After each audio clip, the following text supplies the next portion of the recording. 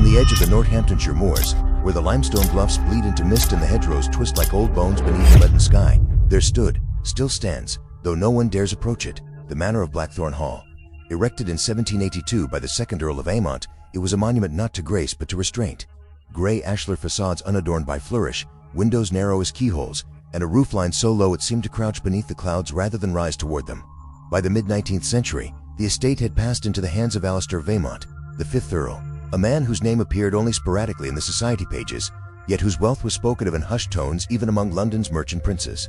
He was seldom seen outside his domain, and when he was, it was always alone. No wife accompanied him to ask it, no children trailed in his wake at garden parties, no guests graced his threshold for more than a single, stiffly formal dinner.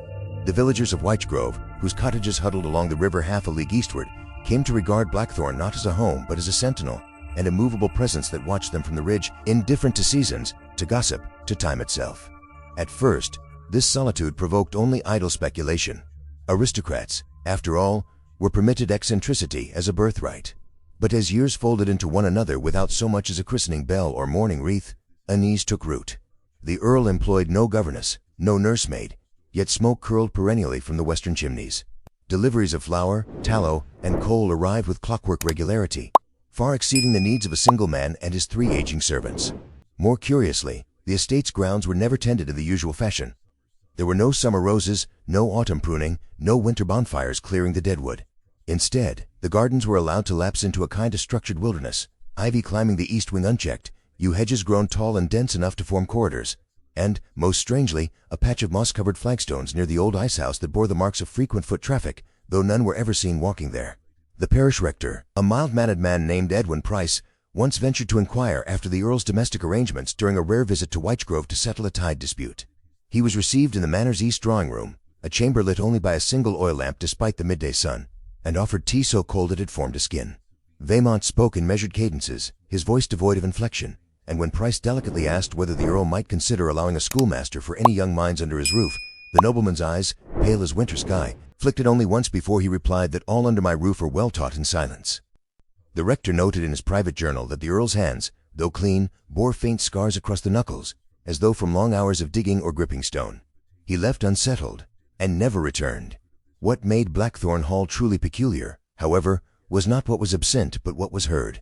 On still nights, when the wind dropped and the moors held their breath, villagers swore they could detect the sound of voices, not raised in laughter or argument, but low, rhythmic murmurs, like a litany recited beneath breath. Some claimed it was the wind through the eaves. Others, more superstitious, whispered of penitence in a hidden chapel. But young Thomas Hewitt, the blacksmith's son, who once lost a lamb near the estate's southern boundary and followed it into the woods, swore he heard something else entirely. A woman humming a tune he did not recognize, and the soft, unmistakable patter of children's feet running, not above ground, but below it, muffled as though through layers of earth and brick. He told no one for 3 days, ashamed of his fright, and when he finally confessed to his mother, she forbade him from ever walking near Blackthorn again. The Earl, for his part, maintained a chilling normalcy in public affairs. He paid his levies promptly, attended vestry meetings when summoned, and once donated a stained-glass window to the village church, depicting St. Dunstan gripping the devil's nose with tongs, an image the vicar found oddly unsettling, though he could not say why. Letters addressed to distant relatives abroad bore his signature in clear, precise ink, always dated, always polite. And yet, among the manor's few remaining staff, a cook grown nearly mute with age, a groundskeeper who spoke only in monosyllables, and a butler whose eyes darted at shadows, none could recall a single visitor being welcomed past the front hall in over 2 decades. The Earl dined alone each evening, always at 7 o'clock sharp, always with 2 extra place settings laid beside him, fine china, polished silver, crystal goblets filled with water that shimmered faintly in the lamplight. When the cook was asked why, she merely shook her head and muttered, "He keeps them close. Closer than most." By 1878, the mystery had ceased to be mere curiosity and had hardened into quiet dread. The harvest failed that year, and plague flies darkened the wheat fields, yet Blackthorn's cellars remained full, its orchards laden. Still, no member of the Veymont family, no sister, no cousin, no distant heir, was ever glimpsed. Even census takers, empowered by Crown decree, were turned away at the gate with a letter bearing the Earl's seal, stating that the household is complete as recorded. And so the records listed only Alistair Veymont, bachelor, and 3 servants. No wives, no issue, no dependents, as if the manor housed only ghosts, or something that wished to be mistaken for them. Yet what truly haunts the memory of those who knew the place is not its silence, but its soundscape, not the absence of life, but the suggestion of life deliberately muffled, contained, drawn inward like breath held too long. For in the winter of 1881, when a heavy snow blanketed the moors and the roads froze solid for weeks, a shepherd named Eli Cobb took shelter in the root cellar of an abandoned croft near Blackthorn's western wall. There, pressed against the frost-rimed stone, he heard it, not voices this time, but music. A pianoforte, faint and tinny as if played through a wall of wool, rendering a melody both familiar and warped, as though the tune had been learned by ear from a dream. He recognized it only later. It was home. Sweet home, but slow to half-tempo, the notes hanging in the air like unanswered questions. When he told the tavern of his discovery, the room fell quiet. No one laughed. No one dismissed him. And when the snow melted, the villagers noticed something new. A narrow, freshly turned seam of earth running from the manor's rear terrace down toward the old ice house, covered with fresh sod that refused to take root, as though the ground beneath it would not let it live. It was not until the summer of 1883 that the first tangible breach in the Earl's secrecy appeared, not in the form of a person, but of paper. A bundle of water-stained letters, wrapped in oilcloth and weighted with a river-smooth stone, was found lodged beneath the roots of a lightning-struck oak on the opposite bank of the Whitesgrove Creek. The postmark, though faded, bore the imprint of Blackthorn Hall, and the dates ranged from 1859 to 1878. The handwriting varied, some entries in the Earl's own precise hand, others in a looping, feminine script that trembled with age or distress, and a third, childlike, ink-blotted, the letters uneven as though written by unsteady fingers learning their craft. These were not love letters, nor business correspondence, but domestic fragments. Lists of meals consumed, notes on the weather, sketches of moths found in the garden, and, increasingly, entries that drifted into abstraction. One, dated October 12, 1871, read only, "The walls have ears but not eyes. We speak with our hands now." Another, written 5 years later, simply stated, "He says the light hurts them. He is kind to keep us safe." The discovery ignited quiet frenzy among the literate villagers. The rector, now retired and stooped with age, examined the papers with trembling hands and declared them genuine, though he would not say how he knew the feminine hand. A schoolmaster from the neighboring parish attempted to reconstruct a chronology, noting that the child's writing ceased abruptly in 1874, replaced thereafter by only the Earl's voice and the woman's increasingly sparse notations. Most disturbing was a letter dated March 3, 1878, clearly the woman's, that contained no words at all, only a pressed violet and a single sentence repeated 37 times along the margins, "We are not dead." The ink had bled through the page, as though written in haste or tears, and the paper itself bore the faint scent of damp stone and beeswax. Curiously, none of the letters ever named the woman or the child. They referred to themselves obliquely, the little one, "My shadow, the quiet heart." The Earl was addressed only as keeper or, once, chillingly, as the hollow man who shelters us. There was no mention of illness, no hint of scandal, no plea for rescue. Instead, a strange domesticity permeated the pages, a life lived in miniature, with routines more rigid than any monastery's. Tea at 10, lessons at 11, walking the lower rooms at 3, bed at 8, always with the candles extinguished before the moon sees. One entry from 1869 mentioned a birthday. He brought candles and cake. We sang quietly. Eliza blew them out with her eyes closed so the flame wouldn't frighten her. Who Eliza was, or whether she survived beyond 1874, remained unanswered. The letters also hinted at a space not marked on any estate map, a place below the wine cellar, accessed through the hearth that does not burn. Several entries described the singing wall, a section of masonry that resonated when tapped, and the silver door, which only opens when the house is dreaming. These phrases might have been dismissed as metaphor, were it not for corroborating physical evidence. During a routine inspection of the manor's foundations in 1884, ordered by the county after rumors of structural decay, a surveyor noted an anomaly. The western wing cellar extended 30 feet farther than architectural plans indicated, terminating not in bedrock but in a sealed archway of dressed stone, mortared with a compound that included ash and ground bone. When questioned, the Earl produced a forged document claiming the extension was a disused ice vault, but the surveyor, a pragmatic man named Harrow, privately confided to his journal that no ice vault hums at midnight. More unsettling still were the objects occasionally unearthed by storm or plow near the manor's perimeter. A child's porcelain doll, its face scrubbed clean of paint, found buried beneath 3 inches of soil near the eastern yew. A pair of tiny leather shoes, perfectly preserved, wrapped in burlap and tucked into a hollow log. And, in the spring of 1885, a small brass music box, its mechanism rusted shut, engraved with the initials EV when a tinker in Whitesgrove managed to pry it open. He found not a cylinder but a strip of vellum wound tight around a spindle, inscribed with dots and dashes that matched no known musical notation. He played it once, using a needle and a phonograph borrowed from a traveling lecturer.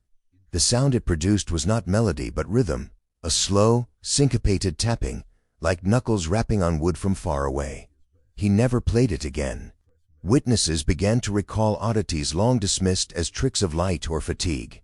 The miller's wife remembered seeing, years earlier, a flicker of movement in the upper window of Blackthorn's west tower, not a person, but a hand, pale as milk, pressing against the glass from inside. A gamekeeper swore he once tracked a set of footprints in fresh snow that led from the ice house to the edge of the woods, and then vanished, as though the walker had simply ceased to exist. Most persistent were the accounts of sound. Not only the humming and the piano, but the creak of floorboards where no floor existed, the whisper of fabric on stone, the faint chime of a bell that no one could place. These were not ghost stories. Not yet. They were anomalies, reported with the weary precision of people who wished them untrue but could no longer deny them. Perhaps the most telling detail came from the Earl's sole surviving servant, the butler, who in a rare moment of drunken candor at the village inn muttered that they eat what he eats, sleep when he sleeps, and never see the sun except through a crack in the wall. When pressed, he grew sullen and claimed he'd said nothing. But the vicar, listening from a corner, noted the man's eyes kept darting toward the churchyard, as though expecting someone to rise from the graves and contradict him. By 1886, Blackthorn Hall had become less a residence than a ribbon carved into the landscape, a place that defied the logic of occupancy, of family, of time itself. The Earl grew more reclusive, his walks limited to the enclosed garden, his correspondence reduced to terse telegrams. Yet the deliveries continued. The smoke still rose, and on certain nights, when the moon hung low and full over the moors, villagers claimed they could see, through the dense yew hedge, the faintest glimmer of lamplight in the lower windows, windows that, according to every map and memory, should have opened into solid earth. The turning point came not from the village, but from London. In the autumn of 1887, a young antiquarian named Edmund Lathrop arrived in Whitesgrove under the guise of cataloguing regional folklore for the Ethnological Society. Slim, bespectacled, and possessed of a scholar's patience, he carried letters of introduction from the Royal Historical Commission and a quiet intensity that unsettled the locals. He rented a room above the apothecary and spent his days transcribing parish records, interviewing aging tenants, and, more discreetly, measuring the acoustics of Blackthorn's surrounding woods with a brass resonance tube of his own design. Lathrop was no sensationalist. His published papers on medieval land tenure were models of dry precision. Yet those who spoke with him sensed a deeper urgency beneath his method, a hunger not for fame, but for verification of something he already suspected to be true. His investigation began with the letters. Through careful cross-referencing, he confirmed that the feminine hand matched that of Eleanor Veymont, Alistair's younger sister, who had been declared dead of consumption in 1858 at the age of 23. The official death certificate existed, signed by a physician long since retired to Bath, yet the burial register at Whitesgrove Church contained no entry for her. When Lathrop visited the family crypt, he found a sarcophagus bearing her name, but it was empty, lined only with dried rosemary and a single lock of hair tied with black ribbon. More perplexing was a child's handwriting. Stylistic analysis suggested a girl of 7 to 9 years, yet no birth had ever been registered to Eleanor, and Alistair had never married. The name Eliza appeared nowhere in legal documents, yet it recurred in the letters with heartbreaking intimacy. Lathrop then turned his attention to the architecture. Posing as a civil engineer assessing drainage, he gained limited access to the manor's grounds. What he discovered defied conventional design. Beneath the wine cellar, a chamber already noted for its unusual depth, he found a false back wall constructed of interlocking slate tiles, each carved with faint symbols resembling alchemical sigils or archaic musical notations. Behind it lay a narrow stair spiraling downward into cool, still air that carried the scent of wet limestone and aged paper. He descended 23 steps before the Earl himself appeared at the top, holding an unlit lantern, and said, with chilling calm, "You tread where memory sleeps. It would be unwise to wake it." Lathrop withdrew, but not before noting that the air at the bottom of those stairs carried a faint vibration. Less sound than presence, like the hum of a plucked string felt through bone. Undeterred, he sought out forgotten paperwork. In the county archives, buried beneath land disputes from the 1820s, he uncovered a sealed addendum to the Veymont estate deed, signed by the 4th Earl in 1852. It stipulated that the western third of the manor's foundation be reserved in perpetuity for the sanctuary of blood, with further clauses prohibiting excavation, renovation, or even verbal inquiry into that sector without the consent of the keeper of the threshold. The language was ecclesiastical yet unauthorized by any known diocese, invoking the covenant of shadow and stone and the vow spoken beneath the new moon. Most striking was a marginal notation in the 4th Earl's hand. They see too much. The world burns their eyes. Lathrop began to notice patterns in the timing of the reported phenomena. Voices were heard most often during the waning moon. The piano played exclusively on the anniversaries of Eleanor's supposed death and the summer solstice. Footprints appeared only after heavy rain, always leading away from the ice house but never returning. He compiled a ledger of these occurrences and overlaid them with meteorological records, discovering the atmospheric pressure dropped markedly on those nights, a detail corroborated by the village barometer keeper, who recalled the air growing thick, like before a storm that never comes. Then came the diary. Hidden behind a loose brick in the dishes bakehouse of the old parsonage, where Price had once stored sermons, the journal belonged to a maid who had served at Blackthorn in 1860. Her entries began with mundane chores, but soon descended into dread. She wrote of hearing Mrs. Eleanor singing lullabies through the floorboards, though the mistress had gone to the angels last winter. She described delivering trays to the wine cellar door at midnight, only to find them gone moments later, the plates scraped clean, the teacups warm. On the final page, the ink blurred as though by tears, I saw her once. At the grate. Her skin was white as chalk, and her eyes, they had no pupils. Just silver, like mirrors. She smiled and said, tell no one we are happy. I never went below stairs again. The diary ended there. The maid had resigned the next day and emigrated to Canada, never returning. Lathrop's own demeanor began to shift. His notes grew more fragmented, his handwriting tighter, as though compressing something vast into narrow margins. He spent nights pacing the moor with his resonance tube, recording frequencies that should not exist in open air. He began sketching floor plans that bore no relation to known architecture, chambers connected by spiral corridors, rooms shaped like inverted bells, passages that doubled back on themselves. In one margin, he scribbled, not a dungeon, a womb. And beneath it, they are not imprisoned, they are preserved. The final piece came from sound. Using a phonograph modified with a parabolic horn, he captured the humming on a wax cylinder during a still night in November 1888. When played back at half speed, the tones resolved not into melody but into discrete phonemes, whispered words, layered one over another. After weeks of painstaking analysis, he transcribed them. We remember the sky.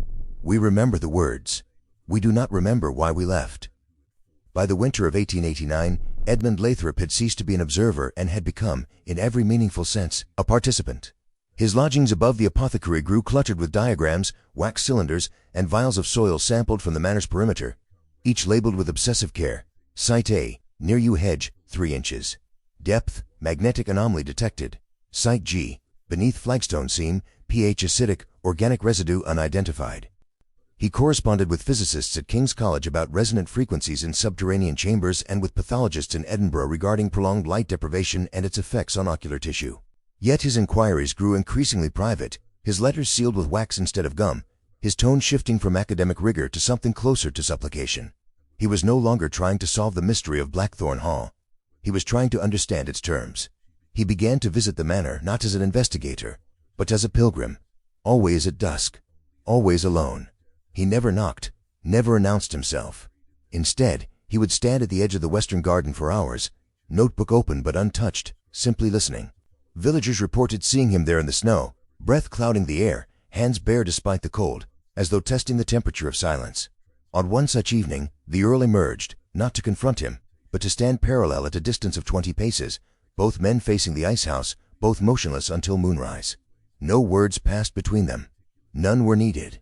In that shared vigil, Lathrop seemed to grasp what others had only feared, that the Earl was not a jailer, but a guardian, and what he guarded was not prisoners, but a fragile ecology of memory, sustained in darkness like fungi beneath a log. Lathrop's journals from this period reveal a mind straining against the limits of empirical thought. He wrote of acoustic architecture, the idea that certain spaces, when shaped with intention, could trap not just sound, but consciousness. He theorized that the Veymonts had not vanished underground by force, but by choice, retreating from a world grown too loud, too bright, too violent. He cited obscure monastic traditions, hermetic philosophies, even early Mesopotamian burial rites in which the dead were provided with miniature households so their spirits would not wander. But his sinkhole hypothesis remained unspoken in his published notes, reserved only for the locked folio he carried sewn into his coat lining. That the family had undergone a slow metamorphosis, their bodies adapting to perpetual twilight, their voices attuned to frequencies below human hearing, their perception rewired to find meaning in vibration rather than vision. They are not mad, he wrote. They are evolved. His obsession culminated in an act of quiet defiance.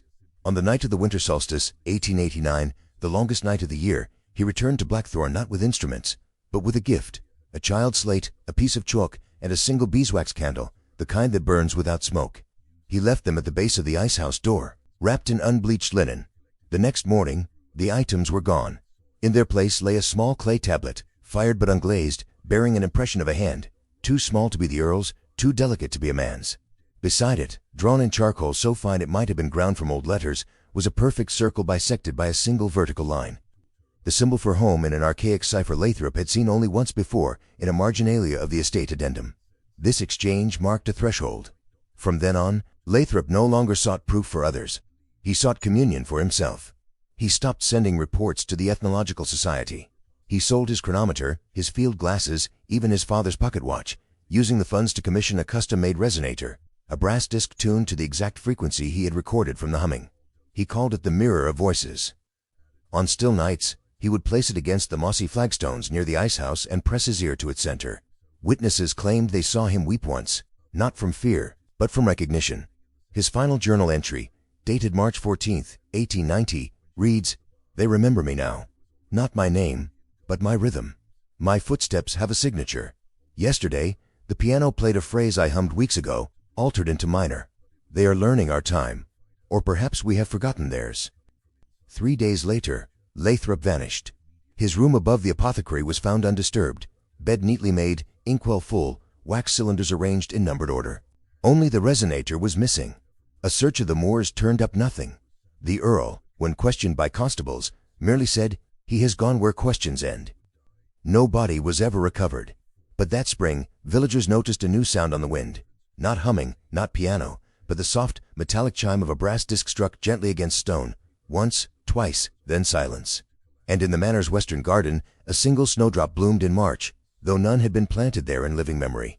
Years later, a bundle of Lathrop sealed notes was delivered anonymously to the Royal Society. They contained architectural renderings of subterranean chambers that matched no known structure, spectral analyses of inaudible harmonics, and a final, unsigned letter addressed to no one. Do not think them lost. They have merely changed their mode of being. Like a song that passes from voice to silence, but lingers in the ear, the house. The envelope also held a small, folded square of vellum. When unfolded, it released the scent of beeswax and damp stone. On it was written, in a hand that blended Lathrop's script with the looping feminine hand of the earlier letters, "Thank you for listening." Blackthorn Hall stands empty now, though not abandoned. The Earl died in 1903, found seated at his desk in the east drawing room, quill still in hand, a half-written letter before him addressed simply to tomorrow. No will was discovered, no heir named, and the estate passed into the hands of a distant cousin who, after a single night spent within its walls, sold it to the Crown for pittance and emigrated to New Zealand without ever opening his mail. The manor was never occupied again. Yet it is not ruin that defines it, but preservation. Walls uncracked, shutters unwarped, floors swept clean not by wind but by some unseen diligence. The gardens remain in their curated wildness, the yew hedges still form their silent corridors, and the patch of sod near the icehouse, though a century old, refuses to blend with the surrounding earth, as though the ground beneath it remembers it was once turned for purpose. In the decades that followed, scholars came and went, historians pausing census records, architects mapping thermal anomalies, folklorists collecting whispers, but none stayed long. The silence of the place was not absence, but containment. Those who lingered past twilight often reported a sensation not of being watched, but of being remembered, by walls, by stones, by the very air. One archivist in 1921 claimed she heard a child's voice ask, "Do you know the tune?" as she examined the estate papers. When she turned, the room was empty, but the scent of violets clung to her gloves for weeks. In 1957, a team from the British Museum attempted to excavate the western foundation. Their drills jammed at precisely 23 feet, and the foreman woke each night with a taste of beeswax on his tongue. They left without explanation. The truth, if it can be called that, was never unearthed, it was overheard. In 1972, during a rare open house event organized by the local Heritage Trust, a retired schoolmistress named Agnes Pell wandered into the wine cellar, drawn by a draft she felt no one else noticed.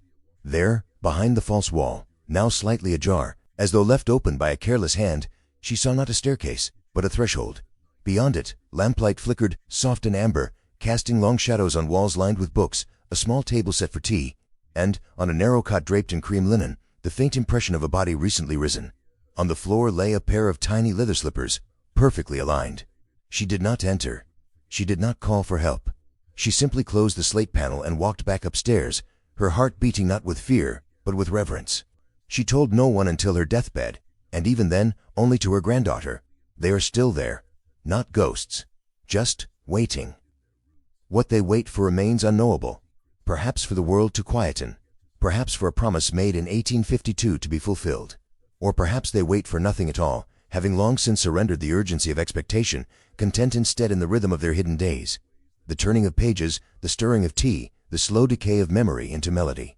The letters, the diary, Lathrop's resonator, all were surface ripples of a deeper stillness, a life chosen not in fear, but in fidelity to a vision too fragile for daylight. The Earl did not hide his family out of cruelty, but out of devotion. He built them a sanctuary from a world that had grown too sharp, too loud, too real. And in doing so, he wove them into the very bones of the house, so that they might live not as people, but as atmosphere, as the sigh in the walls, the breath in the cellar, the silence between notes. Today, the manor is cordoned off by rusted iron gates, overgrown with ivy that climbs but never obscures the narrow windows. On certain nights, always when the moon is waning, always when the air hangs thick and still, the villagers of Whitegrove claim they can hear it. Not a voice, not a song, but the faint, steady sound of a page turning in an empty room. And if one stands at the edge of the western garden, just before dawn, one might glimpse, through the latticed of yew branches, the glimmer of lamplight in a window that should not exist. It does not flicker. It does not fade. It simply is, steady, patient, enduring, like a vow spoken in the dark and kept ever after. And sometimes, on the stillest nights, when the moors hold their breath and the stars hang low enough to touch, the wind carries not a scream, not a sob, but the soft, familiar opening bars of Home, Sweet Home, played so slowly that each note lingers like a memory too tender to release, echoing not through the air, but through the earth itself, rising not from below, but from within.